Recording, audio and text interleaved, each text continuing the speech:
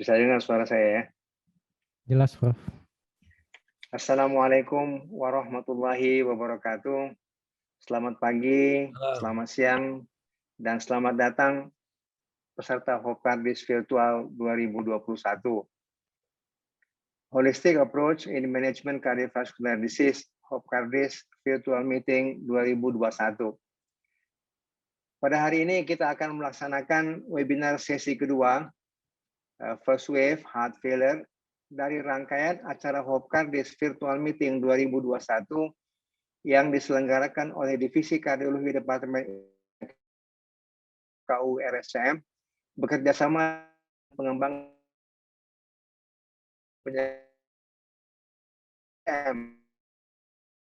Ikatan Kesemihatan Kardiocerebrovaskular Indonesia, di mana Hopkardis 2021 dibagi menjadi 3 wave. First wave heart failure, dan yang kita selenggarakan pada saat ini adalah first wave heart failure. Ini topiknya susah ini, disentangling clinician syndrome in heart failure management. Jadi artinya intinya nanti yang difficulties, problem dalam terapi heart failure mungkin nanti dapat kita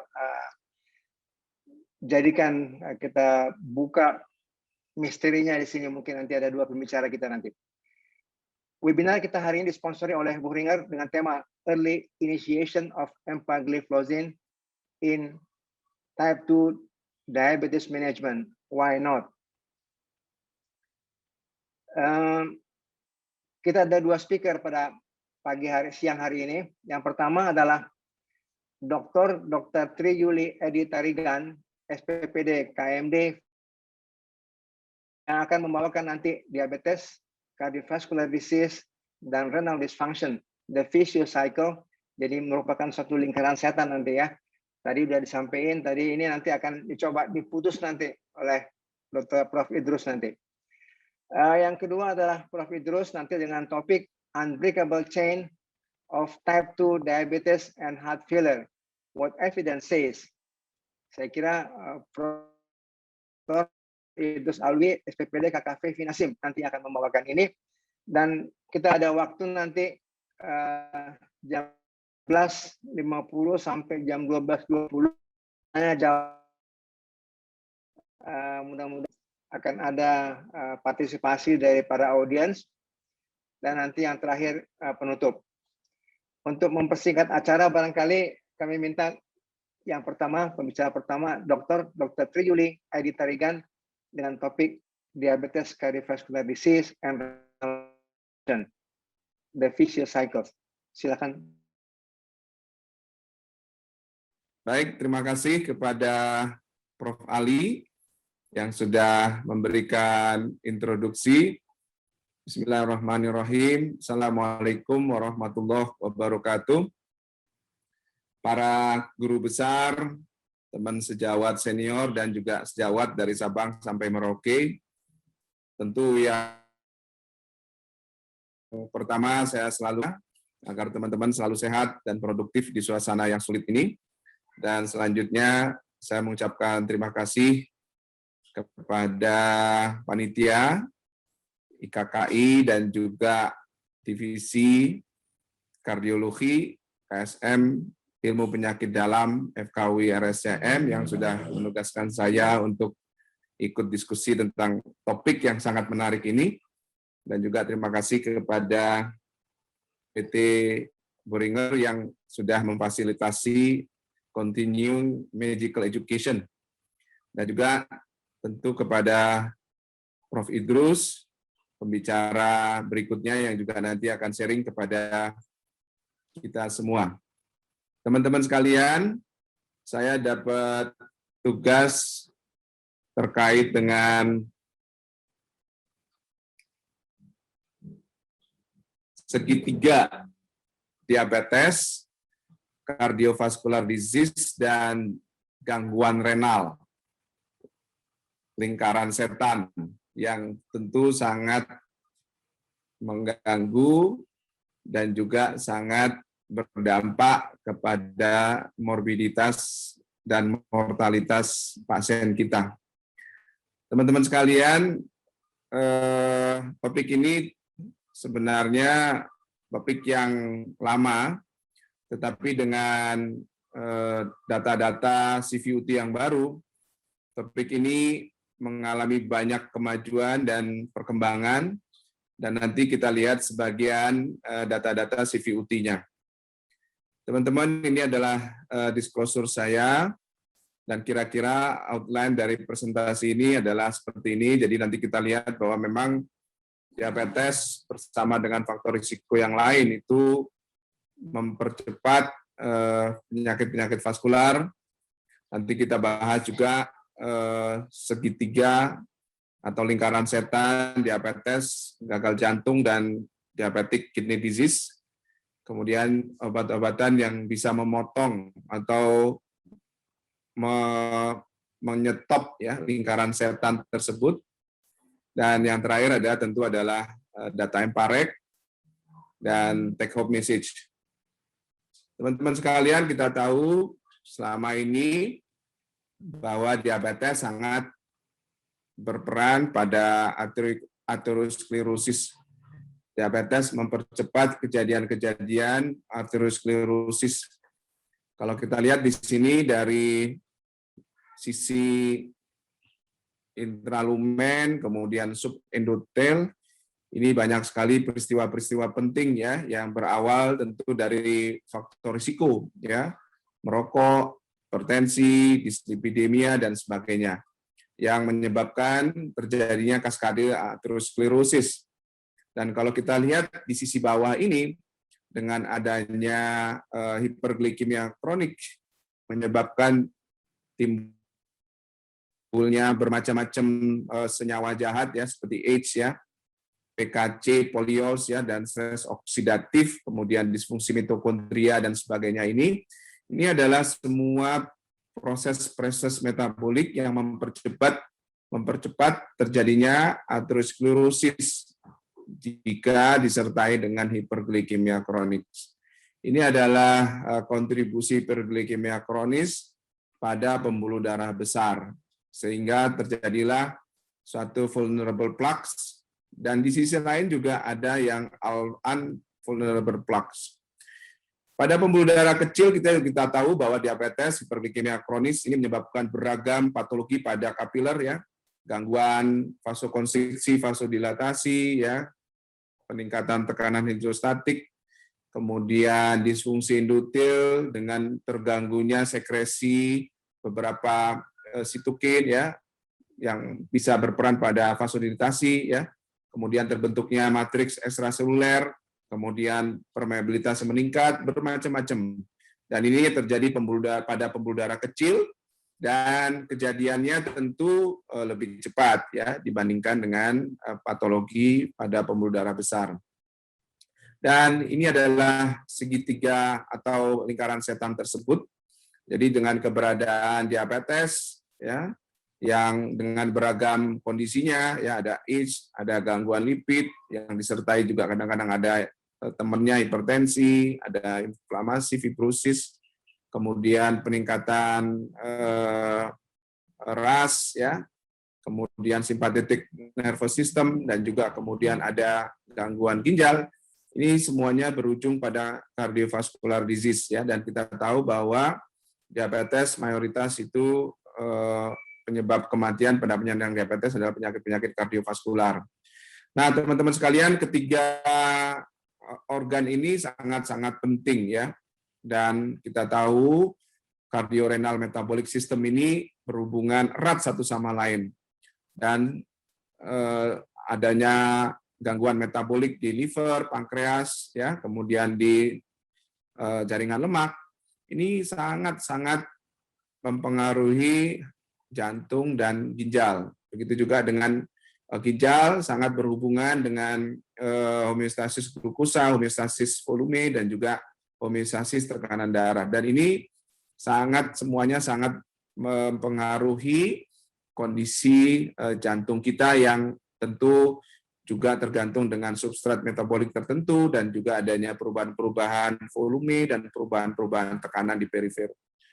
Nah, teman-teman sekalian, kalau kita detailkan lagi ya, Ini diabetes tipe 2 tentu sering sebagai penyebab terbanyak gangguan ginjal, dan juga diabetes tipe 2 ini berperan pada gagal jantung ya. Dan jangan lupa pada DKD dan juga gagal jantung ini juga terjadi retensi natrium. Nah, sekarang orang juga lebih tahu ya bahwa ternyata pada diabetes tipe 2 itu akan terjadi overekspresi dari SGLT2. Jadi overekspresi yang kebablasan ini justru akan menyebabkan bertambahnya hiperglikemia dan terjadi juga retensi air ya. Jadi pada penyandang diabetes itu lebih mudah untuk terjadi retensi air dengan segala konsekuensinya.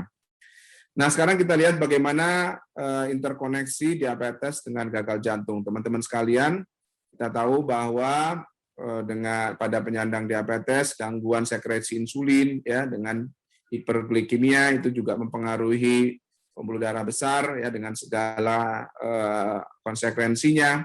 Dan yang lain lagi tadi ya produksi H ya akan menyebabkan fibrosis, menyebabkan inflamasi ya pada sel dan juga matriks ekstraseluler yang menyebabkan disrupsi endotel dan gangguan-gangguan pembuluh darah kecil yang sering sekali ini berujung pada gagal jantung yang preserve. Begitu juga dengan gagal jantung itu akan terjadi peningkatan sistem RAA ya, kemudian tonus simpatetik ya. Dengan kalau disertai dengan obesitas ini akan terjadi peningkatan resistensi insulin, ujung-ujungnya terjadi diabetes. Jadi pasien-pasien yang gagal jantung itu lebih mudah terjadi diabetes, begitu juga penyandang diabetes akan mudah terjadi gagal jantung. Nah, ini adalah interkoneksi antara gagal jantung dengan diabetic kidney disease atau CKD ya. Jadi dengan keberadaan gagal jantung dengan sebab yang sangat beragam, tadi kita tahu tonus simpatik, kemudian RAS-nya meningkat, kemudian terbentuk lebih banyak angiotensin 2, kemudian peningkatan aldosteron, kemudian galaktin 3, dan akhirnya terjadi remodeling dari ginjalnya dan ujung-ujungnya adalah gangguan fungsi ginjal. Begitu juga sebaliknya, pada pasien-pasien yang ada gangguan fungsi ginjal, maka juga akan lebih mudah terjadi gagal jantung. Nah, kalau kita rangkum tadi peristiwa-peristiwa patologi detailnya menjadi sebuah peristiwa-peristiwa kontinum dari kardiorenal metabolik ya. Ini aterosklerosis, pembuluh darah besar, CAD berujung kepada myocardial infarction, stroke, kemudian LV remodeling, gagal jantung dan seterusnya sampai kematian. Begitu juga pada gagal ginjalnya dari mikro makroalbuminuria, kemudian mulai penurunan eGFR dan ujung-ujungnya butuh replacement terapi.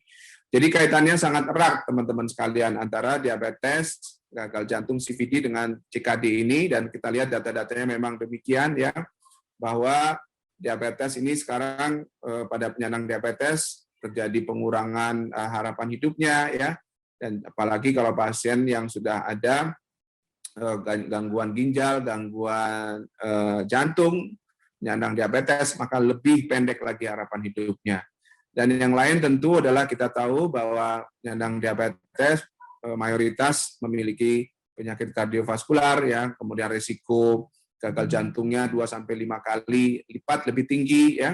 Dan ini penyebab terbanyak kematian pada diabetes juga adalah penyakit kardiovaskular. Begitu juga dengan usia-usia muda ya. Nah, yang lain tentu diabetes jelas sebagai penyebab terbanyak ya, gagal ginjal, dan saat ini sekitar 40% diabetes itu memiliki CKD dengan beragam derajat ya. Dan teman-teman sekalian, ini adalah tadi kalau kita rangkum, maka risk factor itu sekarang obat-obatannya bermacam-macam. Dan kalau kita lihat dari perspektif glukosa, tekanan darah, lipid ya, dan tentu lingkaran setan tadi itu, maka harus ada yang memutusnya ya. Kalau itu berputar-putar terus, muter-muter terus dibiarkan saja, maka dia harus ada pemutusnya. Yaitulah golongan obat diabetes golongan SGLT2 inhibitors ya. Dan kalau kita lihat saat ini teman-teman sekalian banyak sekali golongan obat-obat diabetes golongan SGLT2 inhibitor, dan kita akan bahas salah satu di antaranya data empagliflozin. EMPA-REC ini pertama kali dipublish sekitar tahun 2015 pada acara EASD, dan saat itu betul-betul menjadi harapan baru ya bagi penyandang diabetes, karena pada saat itu obat-obat diabetes yang eksis hanya bisa menurunkan gula darah, kemudian menurunkan kejadian mikrovaskular yang jelas datanya. Nah, ini ada pendatang baru, golongan baru yang tentu harapannya juga lebih baik. Nah, studi ini ya sebenarnya adalah studi CVUT, termasuk awal-awal yang dipublish selesai, yang membandingkan antara placebo dengan empagliflozin. Kemudian memang sebagian besar pasiennya dengan established cardiovascular disease ya, established, jadi pasien-pasien dengan high risk factors ya, dan primary outcome-nya tetap adalah 3-point MACE.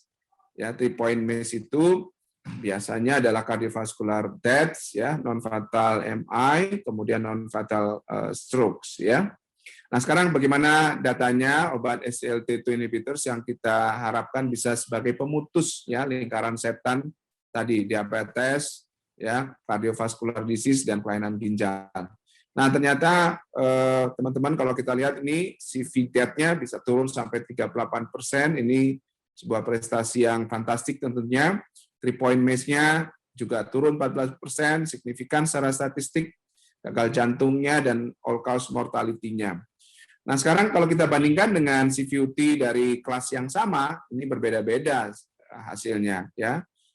Kalau kita lihat, ini 3-point MACE, ya, CV death, heart failure, all-cause mortality, renal endpoint-nya, ini nampak sekali bahwa empagliflozin ini superior dibandingkan dengan pembandingnya yang lain.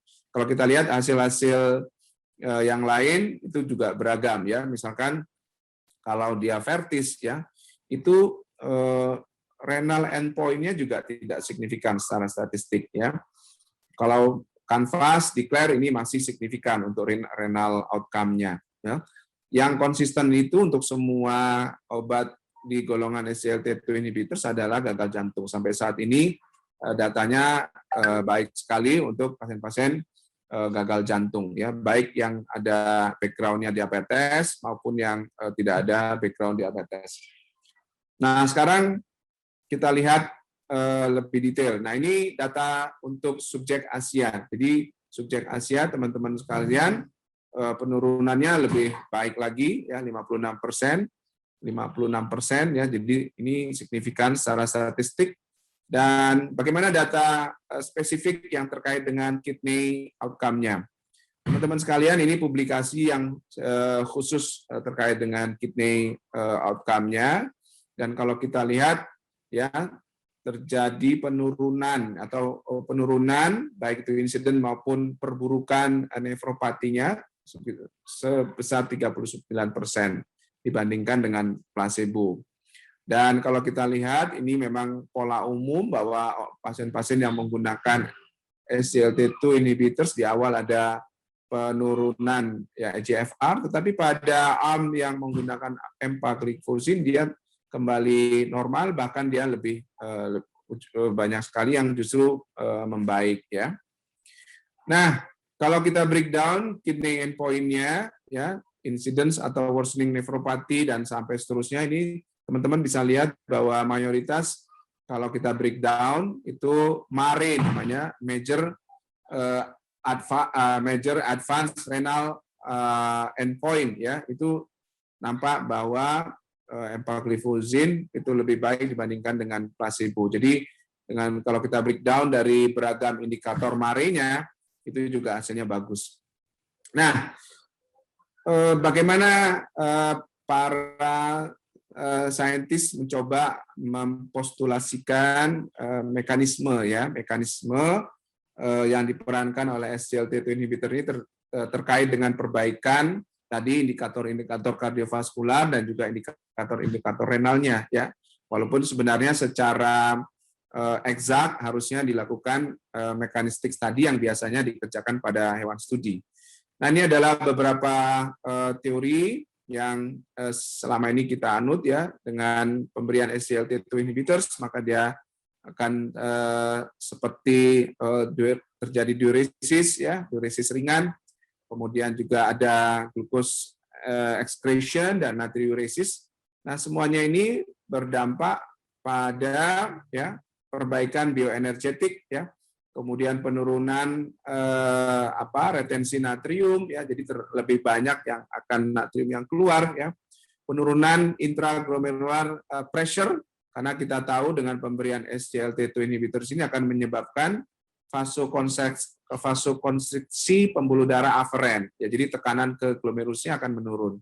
Kemudian akan terjadi penurunan LV stresnya, kemudian inflamasi dan oksidatif stresnya menurun, kemudian afterload-nya, ya preload dan hematokritnya, dan berujung pada perbaikan indikator klinis. Ini adalah teori besar, teori global ya, yang kita rangkum dari teori-teori teori-teori detail mekanisme bagaimana SGLT2 inhibitors itu berdampak pada keluaran klinis yang baik. Dan kalau kita rangkum lagi, bagaimana obat ini berperan pada tadi sistem CRM ya, perbaikan metabolik, berat badan, penurunan tekanan darah ya, kemudian juga MACE ya, indikator kardiovaskular, heart failure ya, dan juga indikator renal. Dan tentu kita harapkan SGLT2 inhibitor efek ini bisa sebagai pemutus rantai lingkaran setan jahat tadi, sehingga tentu menjadi harapan baik pada pasien-pasien diabetes di masa yang depan terkait dengan penurunan progresi kardiovaskularnya dan juga pencegahan progresi gangguan renalnya. Baik teman-teman sekalian, saya kira itu sebagai pengantar diskusi, jadi kita harus tahu bahwa diabetes, CVD, dan DKD itu sebenarnya dia punya common pathogenic pathway, sehingga juga harusnya punya common treatment pathway ya. Dan sekarang tentu orientasi kita adalah pada kardiovaskular, renal ya, tidak hanya sekedar glukosentris, dan nampaknya empagliflozin ini salah satu SGLT2 inhibitors yang capaian CVUT-nya baik sekali, sehingga 2016 saya kira FDA sudah mengapprove untuk pencegahan kardiovaskular ya di Amerika. Baik teman-teman, itu kira-kira yang bisa saya sampaikan. Mudah-mudahan bermanfaat untuk penambahan data-data klinis kita, sehingga nanti kita bisa manfaatkan sebaik-baiknya untuk kemaslahatan pasien. Terima kasih. Saya kembalikan kepada Prof. Ali. Assalamualaikum warahmatullahi wabarakatuh. Waalaikumsalam warahmatullahi wabarakatuh. Terima kasih Dr. Budi Dr. Yuli yang telah menyampaikan makalahnya dengan begitu jelas dan informatif ya.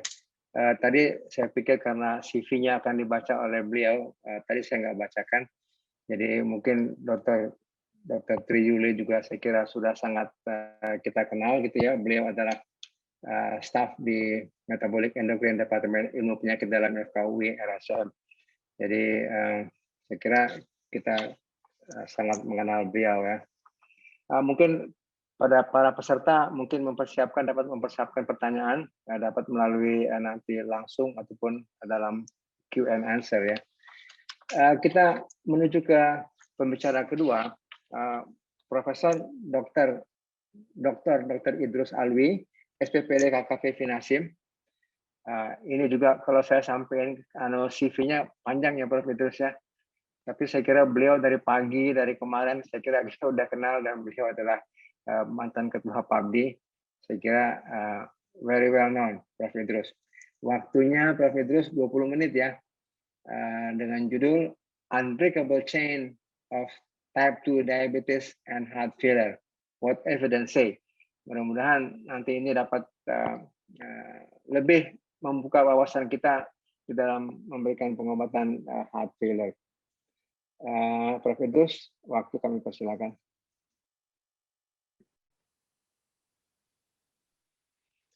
Terima kasih kepada moderator Profesor Dr. Ali Gani, SPPD KKV Finasim, senior dan guru saya.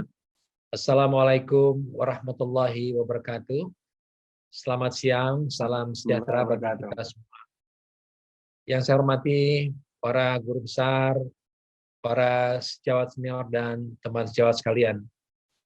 Pada kesempatan siang hari ini, saya mendapatkan kesempatan dari panitia untuk menyampaikan topik, yaitu Unbreakable Chain of Type 2 Diabetes and Cardiovascular Disease Evolving Inside of Empagliflozin. Seperti kita ketahui bersama bahwa penyakit kardiovaskular merupakan penyebab utama kematian pada pasien diabetes. Dan akhir-akhir ini ada obat yaitu golongan SGLT2 inhibitor, salah satu diantaranya adalah empagliflozin, yang menunjukkan benefit dalam memberikan proteksi kardiovaskular.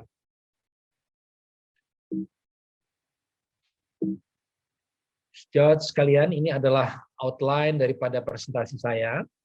Pertama-tama kita akan membahas mengenai burden of heart failure and type 2 diabetes.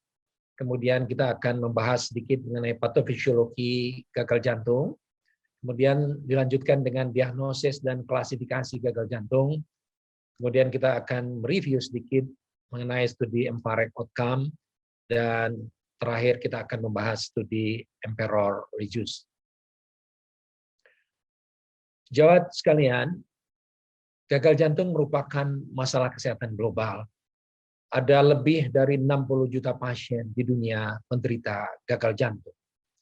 Dan gagal jantung merupakan satu di antara indikasi perawatan pada pasien geriatri, dan 24% di antaranya ini kita lihat angka rawat kembalinya ini cukup tinggi, yaitu dalam 30 hari setelah pulang, itu angka readmisinya sekitar 24%.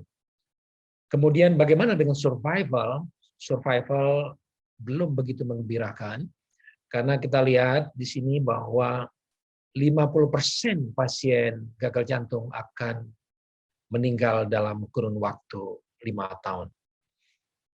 Dan gagal jantung dikaitkan dengan penurunan quality of life. Dan kita bisa lihat quality of life ini berupa keluhan atau keterbatasan fungsi fisik dan limitasi sosial. Pada slide di sebelah kiri kita bisa lihat bahwa makin berat functional class, makin buruk stage daripada heart failure, ini kelas 4, maka quality of life-nya juga akan makin menurun. Kemudian pada slide di sebelah kanan, kita bisa melihat bahwa makin rendah quality of life, maka angka perawatan karena gagal jantung dalam 1 tahun akan makin meningkat. Sejawat sekalian, hampir 75% pasien dengan gagal jantung itu tidak berdiri sendiri, tetapi disertai dengan banyak faktor penyerta atau comorbid. Sebagai contoh kita lihat banyak risk factor yang terkait seperti diabetes, kemudian hipertensi, usia, juga overweight atau obesitas, selain dari kondisi dari jantungnya sendiri seperti adanya infark miokard, kelainan pada katup jantung, dan left ventricle hypertrophy. Dan pasien dengan diabetes itu sering dijumpai pada pasien gagal jantung. Jadi ada sekitar 30% pasien gagal jantung yang menderita diabetes. Sebaliknya, pasien dengan diabetes itu mempunyai risiko untuk terjadinya gagal jantung lebih besar. Ada 2,5 kali lebih besar dibandingkan dengan pasien tanpa diabetes. Kemudian kita akan lanjut membahas patofisiologi gagal jantung. Namun sebelumnya kita akan membahas sedikit, mereview mengenai gejala dan tanda gagal jantung. Mulai dari keluhan sesak, biasanya sesak yang dipicu oleh aktivitas atau kita kenal sebagai dyspnea deport. Kemudian malam hari sering terbangun karena sesak atau paroxysmal nocturnal dyspnea. Kemudian ortopnea, ya, jadi pasiennya biasanya lebih tenang, lebih nyaman itu kalau dia tidur posisinya setengah duduk atau posisi lebih tinggi. Kemudian ada keterbatasan pada toleransi aktivitas dan juga mungkin disertai dengan bengkak. Kemudian gejala dari gagal jantung antara lain adalah peningkatan jugular venous pressure, reflux hepatojugular, kemudian mungkin dijumpai ada bunyi jantung tambahan atau gallop rhythm, kemudian pada pemeriksaan paru mungkin dijumpai ada rongki basah halus pada basal paru, kemudian juga kadang-kadang bisa dijumpai dengan adanya cardiac murmur. Klasifikasi gagal jantung dapat dikelompokkan berdasarkan fungsi ejeksi ventrikel kiri yang kita kenal sebagai ejection fraction. Dan kita mengenal ada gagal jantung dengan reduced ejection fraction, di mana ejection fraction-nya kurang dari 40%, atau kita kenal sebagai HFrEF. Kemudian ada gagal jantung dengan ejection fraction yang masih cukup baik, 50% atau lebih, ini kita kenal sebagai HFpEF. Nah, pada pasien dengan HFrEF itu biasanya ada gangguan, penyebabnya adalah gangguan pada fungsi sistolik yang disebabkan antara lain oleh myocardial injury seperti adanya infark miokard, biasanya akan menyebabkan terjadi remodeling ventrikel kiri yang dilanjutkan dengan dilatasi ventrikel dan penurunan kontraktilitas.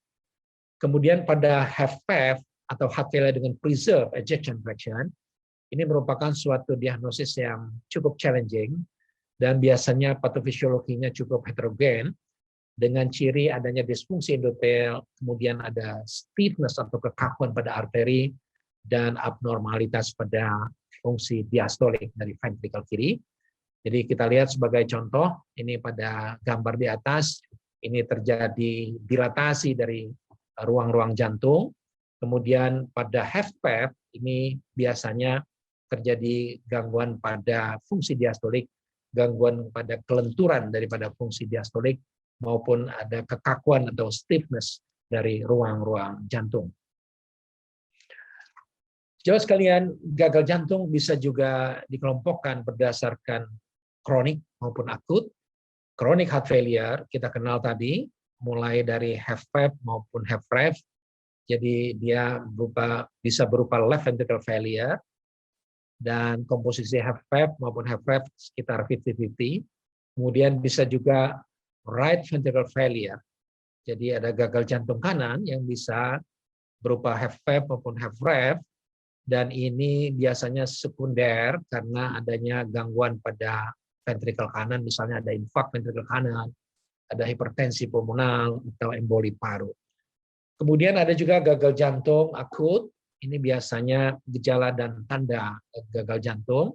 Ini dijumpai secara cepat, onsetnya cepat, dan bisa berupa onset yang pertama kali atau de novo, atau lebih sering lagi pada kelompok pasien yang dengan chronic heart failure, pre-existing heart failure yang kemudian mengalami akut decompensated heart failure.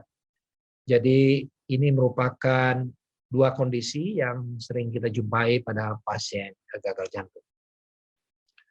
Jemaat sekalian, kita lihat di sini pada slide ini menunjukkan kepada kita bahwa gagal jantung kiri ini bisa mengakibatkan remodeling pada vaskular paru dengan konsekuensi terjadinya right ventricle failure. Jadi adanya gangguan pada beban pada jantung kiri akan menyebabkan terjadinya peningkatan daripada left ventricular end diastolic volume, kemudian tekanannya diteruskan, ini backward, ditransmisikan pada atrium kiri dan selanjutnya ke paru, terjadi transudasi dan juga terjadi remodeling daripada vaskular paru berupa vasokonstriksi, ya, kemudian remodeling arteriol, terjadi congestive vena dan gangguan-gangguan inflamasi dan seterusnya, dan ini akan menambah beban pada right ventricle sehingga akan terjadi right ventricle failure. Jemaah sekalian, ini adalah pathomekanisme dari diabetes sehingga menyebabkan gagal jantung. Ada 3 faktor yang mempunyai peran penting. Yang pertama adalah adanya hiperglikemia, kemudian yang kedua insulin resistant dan hiperinsulinemia. Kita lihat di sini, ini ada 3 jalur utama sebenarnya. Yang pertama jalur ASCVD, jadi kita mengenal bahwa pasien diabetes itu dikatakan accelerated untuk terjadinya aterosklerosis, dan ini akan menyebabkan ischemic cardiomyopathy. Kemudian pasien diabetes ini karena insulin resistant sering juga disertai dengan hipertensi dan ini akan menyebabkan terjadinya hypertensive cardiomyopathy. Kemudian jalur yang lain adalah diabetic cardiomyopathy melalui berbagai mekanisme ya, jadi mulai gangguan pada metabolik berupa penurunan daripada oksidasi glukosa, kemudian peningkatan dari free fatty acid dan lipotoxicity, kemudian gangguan fungsi selular yang ini akan menyebabkan penurunan calcium handling dan disfungsi pada level mitokondria dan peningkatan daripada oxidative stress dan juga perubahan struktur daripada jantung yang disebabkan oleh deposisi daripada advanced glycation and product dan juga adanya cardiomyocyte hypertrophy. Kemudian faktor lain yang berperan adalah gangguan neuropati otonom dan juga gangguan neurohormonal atau aktivasi RA sistem yang akan menyebabkan fibrosis dan cardiomyocyte hypertrophy akan menyebabkan diabetic cardiomyopathy. Jadi jalurnya 3, ischemic cardiomyopathy, kemudian hypertensive cardiomyopathy dan diabetic cardiomyopathy, dan ini akan bermuara menjadi gagal jantung. Jawab sekalian, pasien dengan gagal jantung dan diabetes itu biasanya mempunyai prognosis yang buruk. Kita lihat di sini pada slide ini menunjukkan pada kita, yang merah adalah yang diabetes, yang biru adalah non-diabetes. Kemudian yang paling atas ini adalah heart failure dengan reduced ejection fraction yang menderita diabetes. Ini insidence daripada CV death dan perawatan karena gagal jantung paling tinggi. Kemudian disusul oleh PEP dengan diabetes, dan ini hampir sama dengan pasien HFrEF yang non-diabetes. Dan kita lihat ini yang paling bawah di sini adalah heart failure dengan preserved ejection fraction yang non-diabetes. Jauh sekalian kita masuk ke topik diagnosis dan klasifikasi gagal jantung. Kita mengenal klasifikasi ini berdasarkan stage ini yang diajukan oleh ACC AHA dari Amerika. Kemudian yang juga kita juga mengenal berdasarkan functional class yang kita kenal sebagai NIHA functional class. Sedangkan yang kita lihat yang sebelah kiri ini berdasarkan extent of disease progression. Jadi kita mengatakan gagal jantung dia stage A kalau dia baru mempunyai faktor risiko untuk terjadi gagal jantung tanpa ada kelainan pada struktur jantung maupun gejala gagal jantung. Sebagai contoh pasien dengan hipertensi, tetapi belum ada gangguan pada struktur, misalnya left ventricular hypertrophy. Kemudian stage B, apabila pasien hipertensi tersebut sudah mengalami left ventricular hypertrophy, namun belum ada gejala dan tanda gagal jantung. Kemudian stage C, ada kelainan struktur jantung, dan juga ada gejala dan tanda gagal jantung.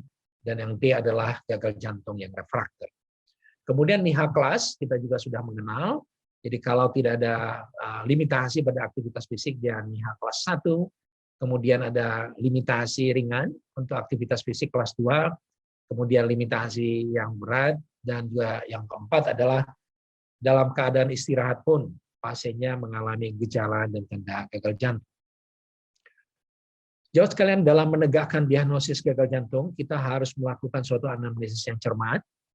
Mulai dari anamnesis, misalnya apakah ada riwayat sakit jantung sebelumnya, kemudian tadi gejala-gejala tanda daripada gagal jantung, misalnya apakah ada dyspnea d'effort, ya, apakah ada keterbatasan pada aktivitas fisik, apakah ada edema tungkai, dan seterusnya.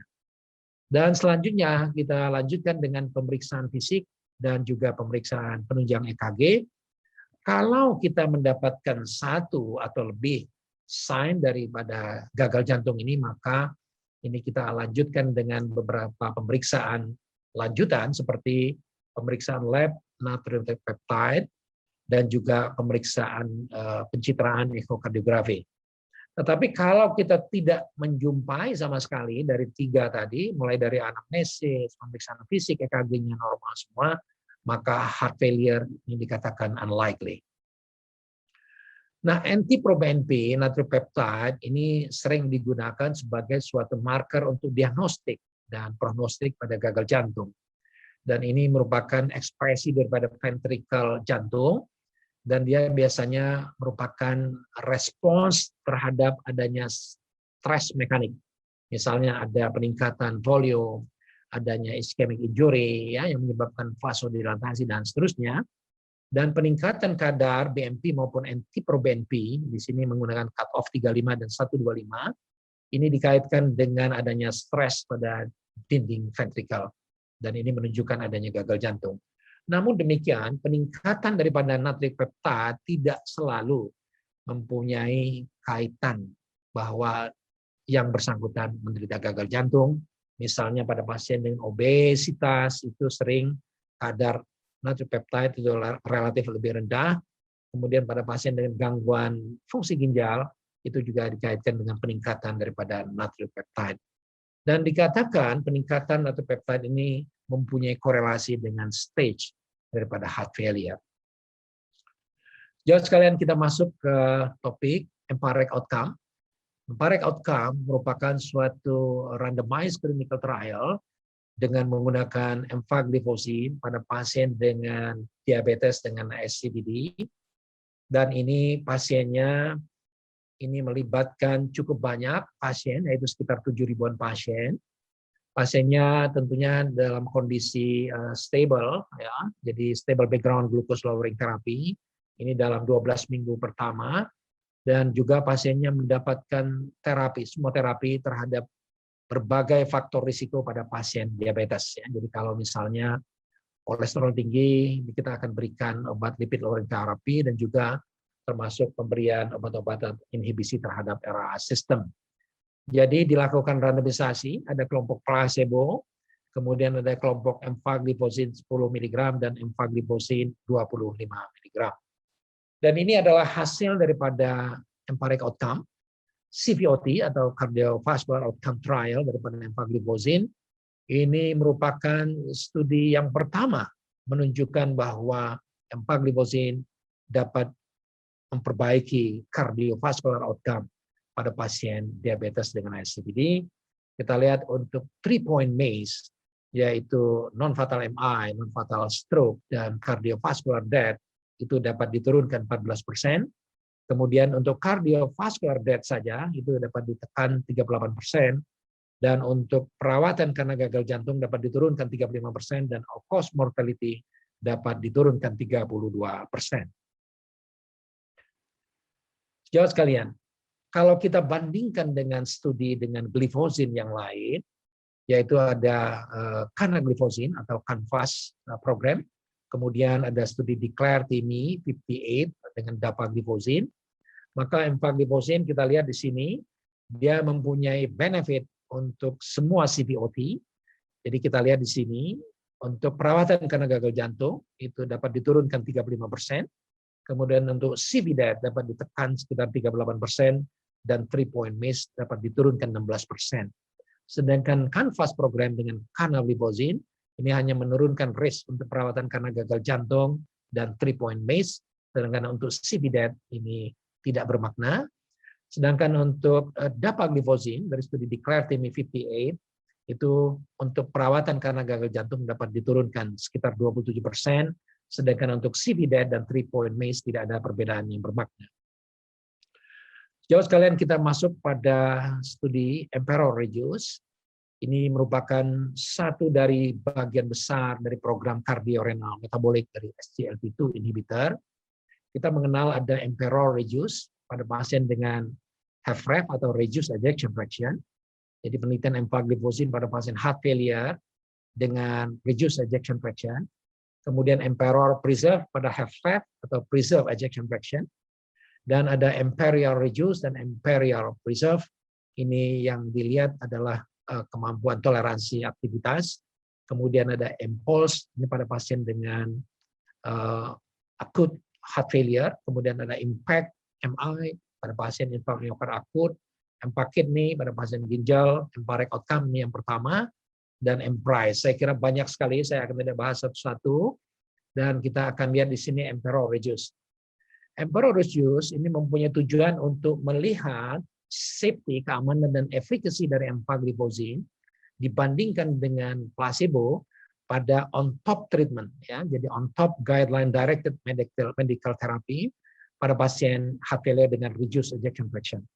Populasinya adalah DM tipe 2 dan juga non-DM. Ya, jadi sekali lagi ini juga termasuk non-DM. Pada usia 18 tahun ke atas, chronic heart failure NIHA functional class 24.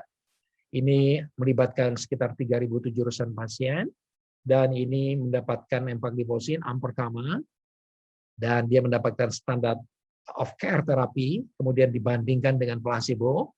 Dan ini adalah endpointnya, primary endpoint adalah time to first event untuk CV death dan perawatan karena gagal jantung. Sedangkan secondary endpoint adalah first and recurrent perawatan gagal jantung. Ya. Kemudian juga ada perubahan atau slope change untuk eGFR ini dari baseline.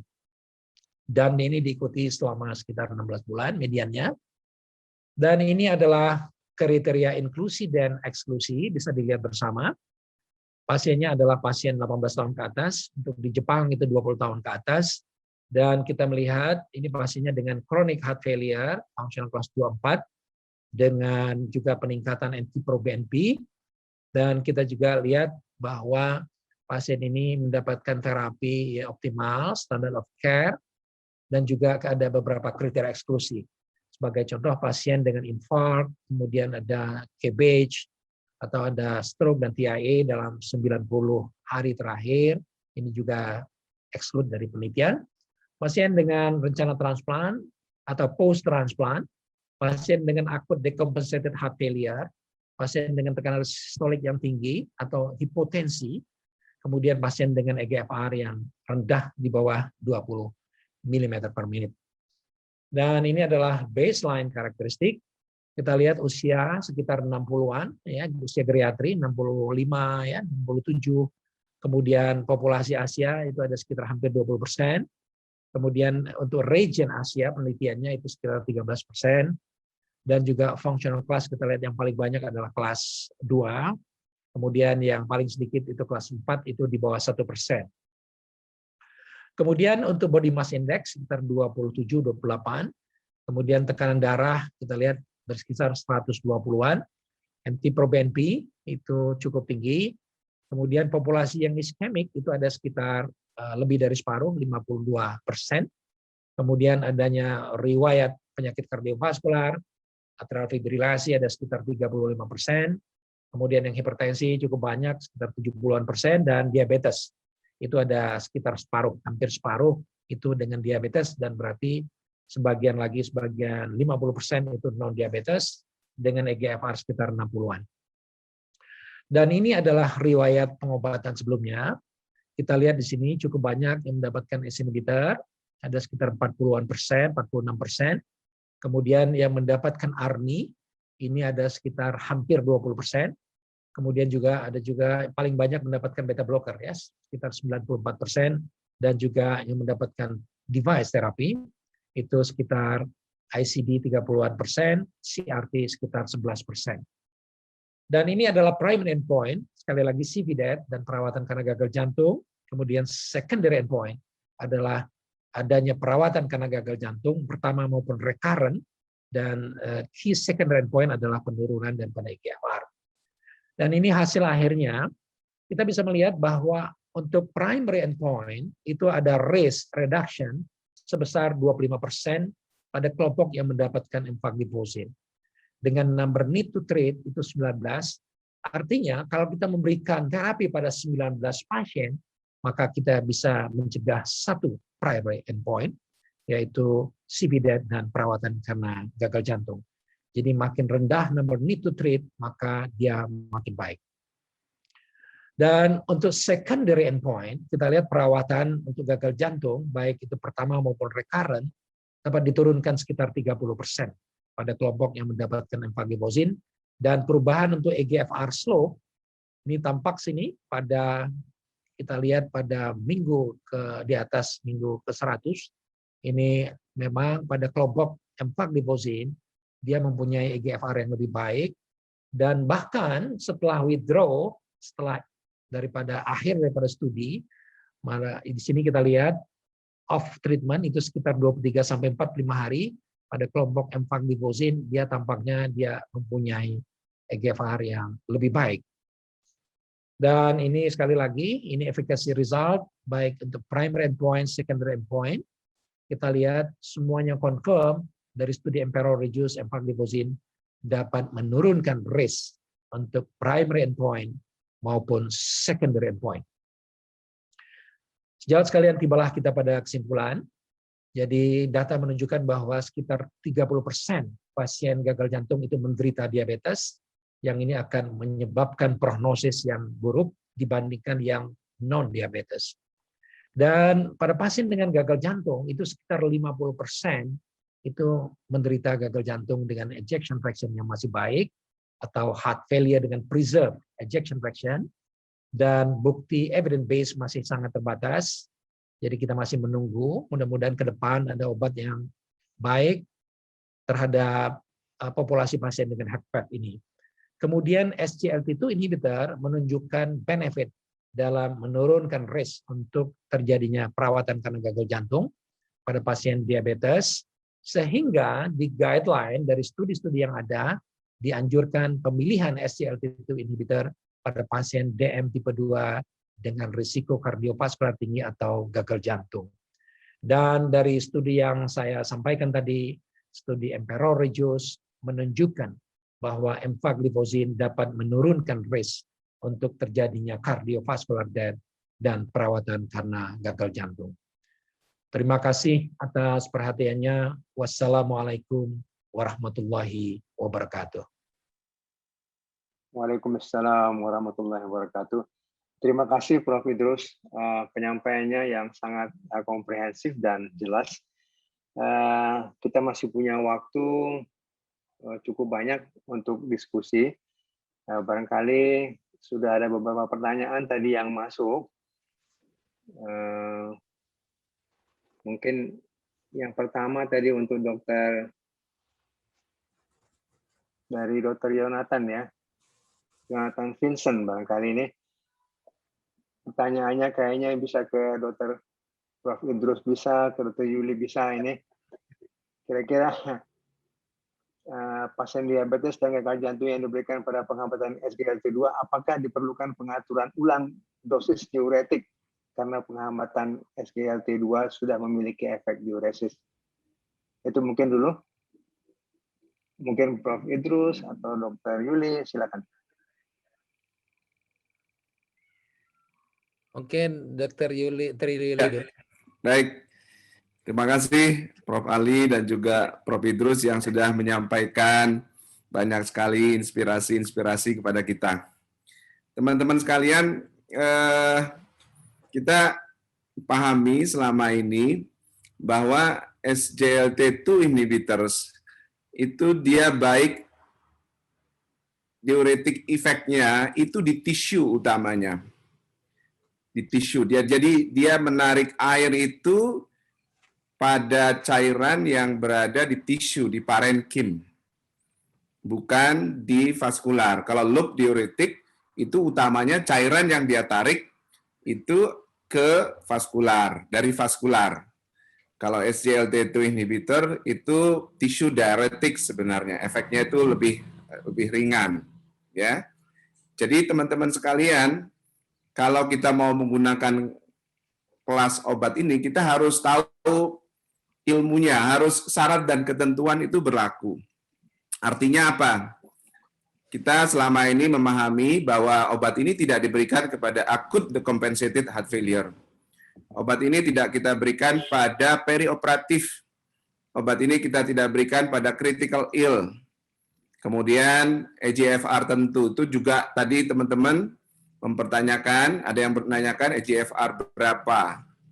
Walaupun sampai saat ini secara official saya kira BPOM itu masih mensyaratkan eGFR 45. Walaupun trial-trialnya kita lihat, itu saat ini kayak seperti dapat CKD dan mungkin nanti empiric kidney dan sebagainya, mereka ada populasi yang eGFR-nya 20, 25, dan sebagainya. Tetapi sampai saat ini kita memahami bahwa SGLT2 inhibitor pada saat diinisiasi sebaiknya eGFR-nya pada 45 atau lebih. Nggak tahu nanti ke depannya regulatori bagaimana memberikan persetujuannya.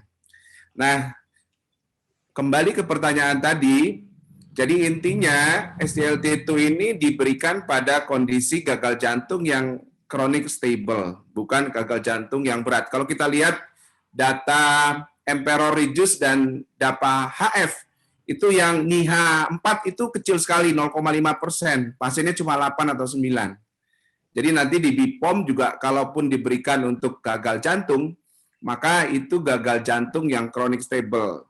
Jadi dia sudah istilahnya 3 ke bawah, gagal jantung 3 ke bawah.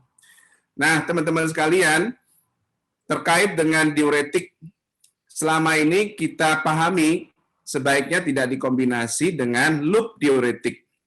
Kita tahu bahwa positioning loop diuretik pada gagal jantung itu kan utamanya pada saat kondisi akut, dan jangka pandangnya loop diuretik itu tidak memperbaiki mortalitas, jadi di awal-awal saja. Jadi sebenarnya kita tidak anjurkan kombinasi dengan loop diuretik. Tetapi kalau dengan thiazide base atau dengan kalium sparing diuretik itu masih dibolehkan. Dan itu biasanya kan sudah kita berikan pada saat kondisi yang sudah chronic stable. Jadi saya tidak menganjurkan memberikannya dengan loop diuretik, dengan furosemide, tetapi kalau teman-teman dengan thiazide base atau dengan spironolactone dan teman-teman itu MRA itu silakan saja gitu. Itu Prof, mungkin terima kasih Prof. Ya.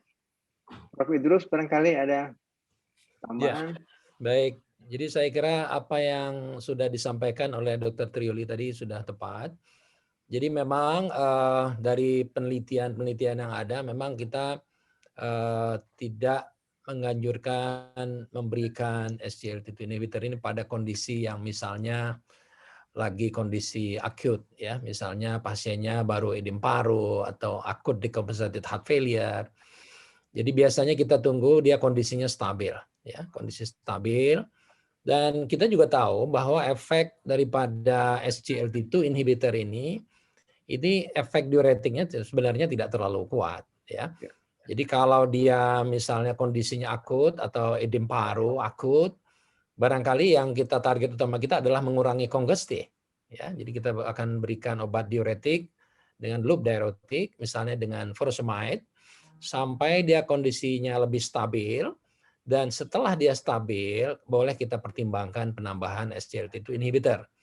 Dan memang dari studi Emperor Reduce maupun studi-studi lain, ada 2 studi yang sudah kita lihat dan sudah dipublikasi, ini memang menunggu kondisi stabil. Nah, bagaimana dengan penggunaan bersamaan? Jadi memang harus hati-hati kemungkinan terjadinya volume depletion.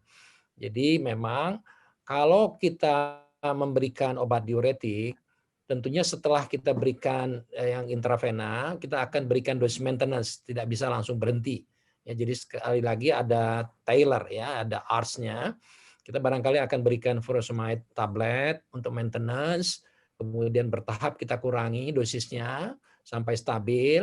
Jadi sekali lagi kita penambahan SGLT2 inhibitor itu kita usahakan pemberian furosemide-nya sudah dosis maintenance dengan dosis terkecil yang memungkinkan.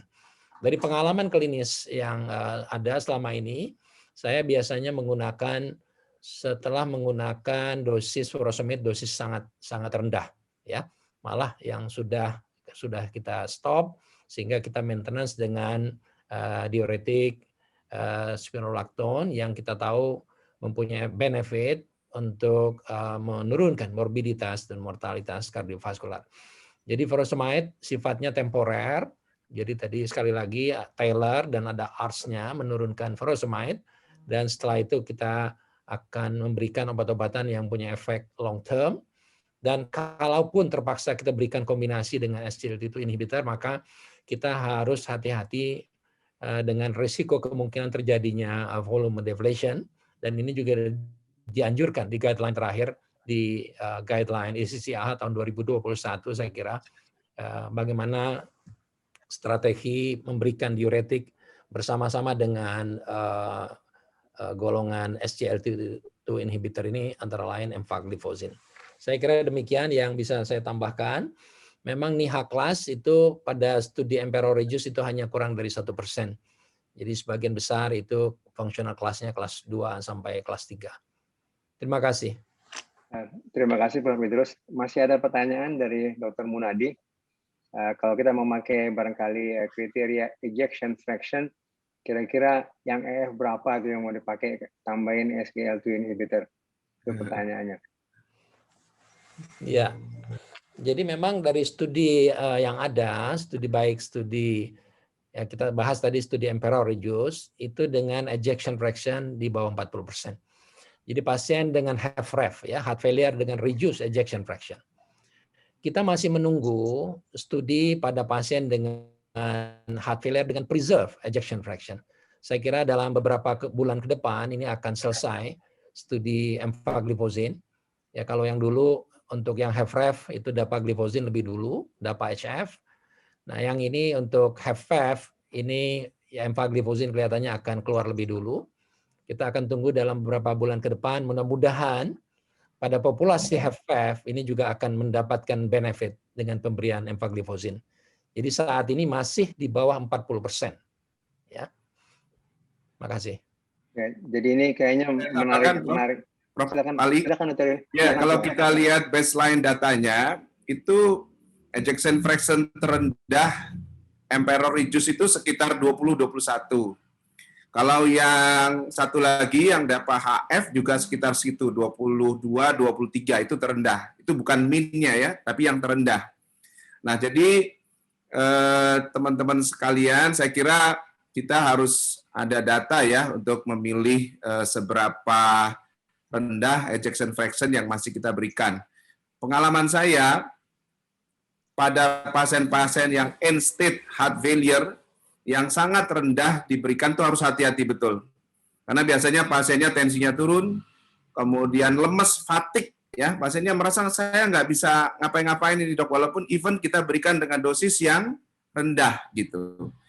Jadi saya kira kalau end stage heart failure hati-hati betul ya, apalagi kalau data Emperor dan DAPA-HF itu minimal ya, mereka yang diikut sertakan ya saya nggak tahu mereka kriteria inklusinya berapa sih yang paling rendah ejection fraction-nya, tetapi dari hasil pengolahan datanya sebegitu tadi ya 20, 22, 23 begitulah yang saya baca. Mungkin itu tambahan Prof. Terima kasih Prof. Iya, barangkali itu hal yang menarik sekali ya. Artinya kita lihat barangkali yang perlu, mumpung ada Prof. Idrus ini, di dalam kriteria heart failure itu from time to time change ya. Artinya klasifikasi itu selalu berubah gitu ya. Saya sebetulnya mengundang dari buku panduan PABDI kita tahun 2000-an ya, bahwa EF-nya kita itu 60 ke atas ya. Jadi kalau sudah di bawah 60 itu sudah mesti berhati-hati bahwa something itu mungkin perlu. Dan ternyata memang pada guideline terakhir itu kriteria heart failure itu berubah. Jadi mereka memakai 55% pada wanita dan 50% pada laki-laki.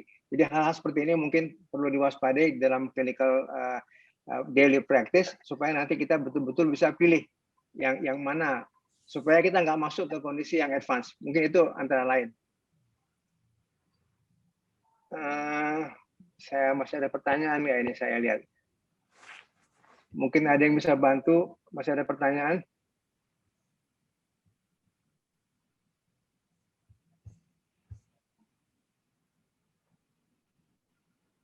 Barangkali Prof. Idrus mungkin sambil menunggu, di dalam Canadian guideline heart failure yang terakhir yang tadi disebut 2021 itu udah jadi first line kan SGLT2 inhibitor ini dalam terapi heart failure. Tetapi tetap kita nggak diberi yang mana on top of yang udah diterapi sebagai guideline-nya atau jadi lengkapnya semuanya atau kita pilih-pilih kecuali pada diabetes. Kalau pada DM kita mungkin lebih gampang gitu. Karena dari dulu kita sebenarnya sudah tahu bahwa GLT2 ini sudah digadang-gadang memang untuk heart failure beyond diabetes gitu. Nah, jadi kalau dia pakai diabetes kita mungkin lebih gampang. Nah, kalau nggak pakai diabetes, di kapan kita pakainya kira-kira? Mungkin itu teman-teman di lapangan. Baik, terima kasih Prof. Ali. Jadi memang kalau untuk di Indonesia itu dari BPOM memang belum ada rekomendasi untuk heart failure HFrEF yang non-DM. Jadi sementara memang masih rekomendasinya untuk HFrEF dengan diabetes. Tetapi kalau di guideline terakhir dari ACC AHA 2021, itu mereka sudah memasukkan sebagai salah satu pilar terapi. Jadi tetap pilihannya adalah yang dianjurkan pertama adalah ARNI, kalau dulu kan ACE inhibitor.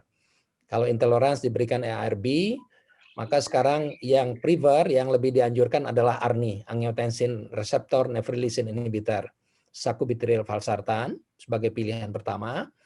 Kemudian tentunya diberikan beta blocker kalau sudah tidak ada kongesti.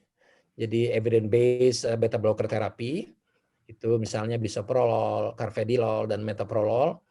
Dan kemudian on top treatment, itu sekali lagi on top treatment, ditambahkan SGLT2 inhibitor. Itu baik pada DM maupun non-DM, untuk rekomendasi di luar. Tetapi dari kita, dari BPOM ini belum ada rekomendasi. Sementara masih HFrEF yang dengan diabetes. Jadi demikian Prof. Ali. Selain tentunya ada juga mineralocorticoid antagonis. Jadi boleh diberikan. Tapi pemberian SGLT2 inhibitor ini setelah obat-obatan yang tadi juga diberikan, ya. Makasih, makasih, Prof. Saya udah nggak lihat lagi ada pertanyaan, kayaknya ini masih ada pertanyaan nggak ya, kira-kira ya? Ada di ruang QA, Prof. Di ruang QA. Iya, saya nggak lihat di anu saya udah nggak ada kayaknya nih. Atau saya bacakan, Prof. Ini ada pertanyaan untuk Prof. Idrus dari Dr. Andreas. Selamat siang, Prof. Dokter, mohon izin bertanya di mana posisi SGLT inhibitor di algoritma terapi HF. Apakah ACE inhibitor dan beta blocker harus optimal terlebih dahulu atau bisa dimulai dari lebih awal? Oh, tadi kayaknya mungkin udah terjawab Prof. Idrus, ya. Dr. Andreas, Prof. Ya, silakan. Terima kasih. Jadi kalau kita lihat di guideline terakhir, itu tetap yang diberikan pilarnya adalah ARNI, ya. Kalau dia intolerance atau tidak mampu atau tidak bisa, dia boleh diberikan ACE inhibitor. Kalau intolerance dengan ACE inhibitor boleh diberikan ARB. Ya, jadi jangan dibalik, kadang-kadang ARB diberikan duluan. Kemudian setelah tidak ada kongesti, kita berikan beta blocker. Dan sampai berapa lama? Apakah menunggu dosis optimal atau maksimal? Berdasarkan evidence based tentunya tidak.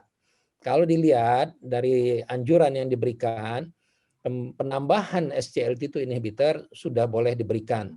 Tidak menunggu sampai dosis optimal daripada ARNI maupun beta blocker. Jadi saya kira demikian. Tetapi tetap pemberian SGLT2 inhibitor ini setelah kondisi stabil, saya kira. Jadi tapi tetap harus diingat, untuk di Indonesia belum ada rekomendasi dari BPOM. Dari BPOM masih terbatas pada heart failure dengan diabetes. Untuk yang non-diabetes itu direkomendasi di luar sudah ada ya dari ACC AHA tahun 2021. Demikian yang bisa saya tambahkan. Itu masih ada pertanyaan kayaknya dari Dr. Rudy. Mungkin Dr. Rudy bisa jawab mengenai pemakaian SGLT2 ini pada orang yang nggak diabetes bisa menurunkan gula darah gitu. Ya, baik teman-teman sekalian, dari studi-studi sebelumnya obat ini kan kita tahu sebenarnya efek penurunan gula darahnya itu moderate ya. Kalau kita lihat itu range A1C ininya, penurunan A1C-nya sekitar 0,5 sampai sekitar 0,8, 0,9 begitu. Itu yang pertama. Jadi sebenarnya efek penurunan gula darahnya itu moderate saja. Nah, kemudian dari studi-studi yang kemarin juga itu, yang Emperor Reduce dan DAPA HF itu tidak membuat hipoglikemi ya. Jadi obat ini sendiri, obat ini kalau dia dipakai sendiri itu tidak membuat hipoglikemi. Sama juga dalam studi-studi kan kita tahu dia menurunkan sistolik itu sekitar 4-5 mm Hb dan diastolik sekitar 2-3 ya. Tetapi dia pada orang normal dia tidak turun tensinya. Jadi dia tensinya turun itu ternyata yang tekanan nadinya lebar, besar. Jadi yang sistoliknya tinggi, diastoliknya normal gitu ya, seperti pada Grave ya, kan biasanya tekanan nadinya tinggi ya.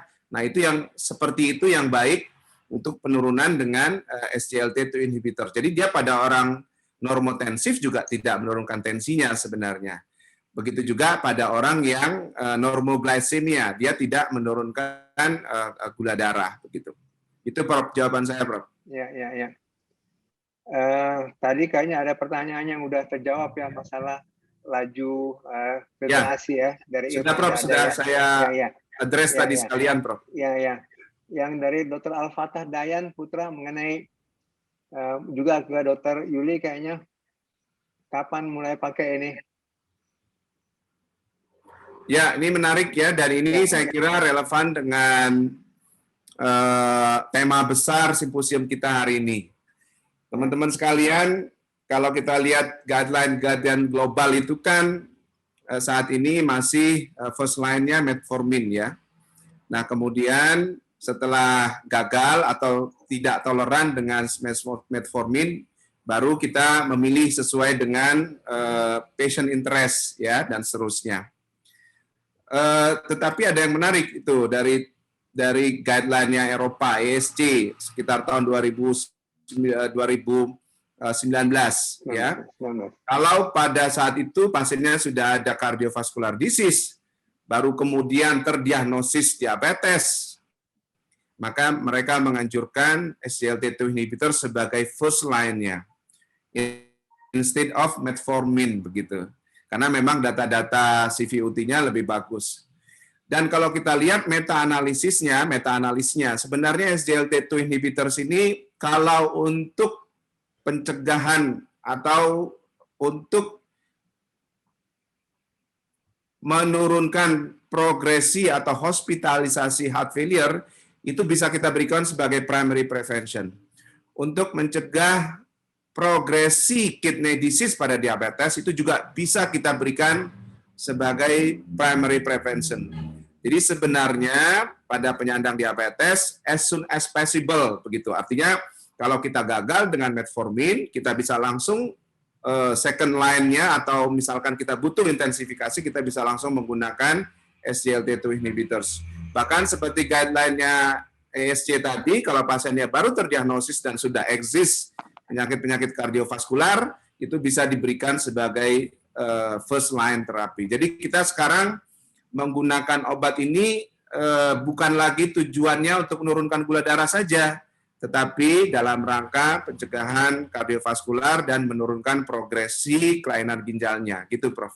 Jadi as soon as possible pasiennya, pasien diabetes yang kita dalam rangka pencegahan kardiovaskular. Apalagi misalkan dia diabetes, kemudian dia ada hipertensi, dia ada dislipidemia, ada obes, dia gagal dengan metformin. Saya kira dengan multiple risk factor itu, kita bisa tambahkan sebagai second line-nya golongan SGLT2 inhibitors bersama dengan metformin. Demikian, Prof. Terima kasih.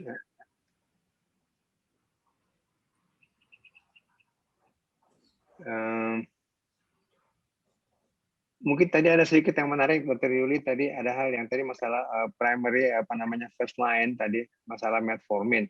Bagaimana dengan pemakaian kombinasi metformin dengan SGLT2? Artinya kita tetap masih membutuhkan SGLT2 gitu. Dengan metformin. Iya, Bro. Ya, saya kira sekarang kan sudah banyak tersedia fixed dose combination ya, Prof ya. Antara metformin dengan SGLT2 inhibitor atau SGLT2 inhibitors dengan DPP4 inhibitors, Prof. Jadi dua-duanya sekarang sudah tersedia. Jadi saran saya, kalau dari awal itu pasiennya membutuhkan double terapi, tidak salah kita berikan langsung 2 gitu. Misalkan dia katakan A1C-nya 8,5 atau 9, ya, newly diagnosed, ya kan kita sulit kalau kita mengandalkan hanya memberikan metformin monoterapi di awal gitu. Saya kira lebih bagus, seperti juga guideline-nya Perkeni, itu kalau dia lebih dari 9, dia diperkenankan dari awal double terapi, Prof, gitu, double terapi. Dan tentu double terapi itu kita pilih yang punya added value, ada nilai tambah, selain juga menurunkan gula darah, begitu. Saya kira kita udah sampai pada penghujung acara ini barangkali. Kalau saya nggak miss, apakah masih ada yang mungkin udah nggak ada pertanyaan ya? Jadi barangkali kalau saya tidak dalam tidak bermaksud untuk merangkum, karena saya kira apa yang disampaikan oleh kedua pembicara tadi sudah sangat jelas. Jadi Dr. Tri Yuli sudah menyampaikan tadi patofisiologi dengan sangat sangat jelas ya, bagaimana circle daripada diabetes metabolik dan kidney dan kardiovaskuler, di mana peran daripada SGLT2, lalu Prof. Idrus juga tadi telah menyampaikan di mana basic konsep daripada heart failure, di mana SGLT2 bisa berperan pada pasien-pasien dengan heart failure. Saya kira dan dengan pertanyaan-pertanyaan daripada peserta tadi, saya kira sudah paling tidak kita sudah bisa mempunyai sedikit pegangan bagaimana memakai obat ini di lapangan di dalam daily practice. Jadi artinya tentunya kita tetap membutuhkan waktu dan masing-masing dari para profesional itu untuk mendapatkan experience, pengalaman-pengalaman di dalam pemakaian obat-obat ini dalam kesehariannya gitu. Selain mungkin menunggu guideline yang lain ataupun studi-studi besar yang lain.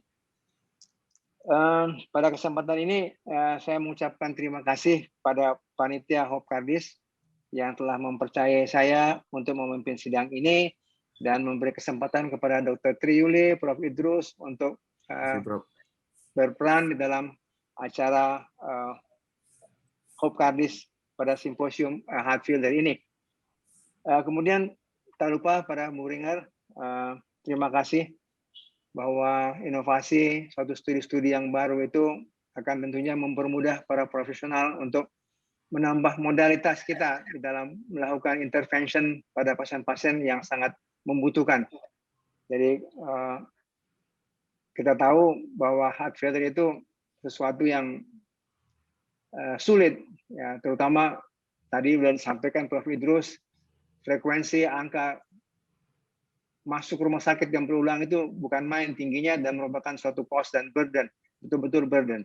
Jadi sekali lagi terima kasih untuk para hadirin yang telah berpartisipasi, sumbang saran juga kami ucapkan terima kasih yang sebesar-besarnya, dan akhirnya kami akhiri dengan billahi taufiq wal hidayah. Wassalamualaikum warahmatullahi wabarakatuh. Waalaikumsalam. Waalaikumsalam warahmatullahi Terima kasih, Prof. wabarakatuh.